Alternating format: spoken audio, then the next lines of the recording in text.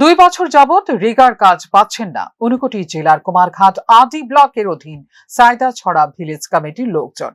কাজের অভাবে রীতিমতো খাদ্যের অভাব দেখা দিয়েছে এই পাহাড়ি এলাকায়।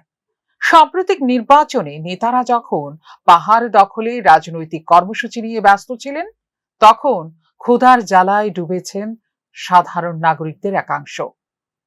বৃহস্পতিবার কাজের দাবিতে ভিলেজ কমিটির অফিসে ডেপুটেশন দিলেন এলাকাবাসী, তুলে ধরলেন নিজেদের দুর্দশার কথা।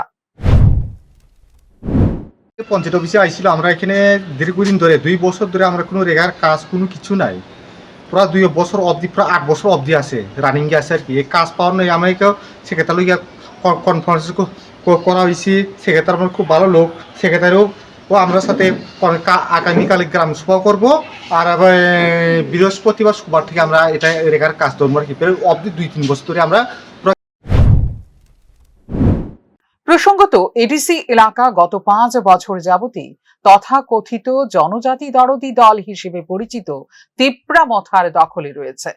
কিন্তু তারপরও ভিলেজ কমিটি এলাকায় দুর্দশা কাটেনি জনজাতিদের। এসব ঘটনা ক্ষমতালোভী নেতাদের একাংশের মেকি দরদের বাস্তব চিত্রেই সামনে তুলে আনলো বলে দাবি তথ্যবিজ্ঞ মহলের।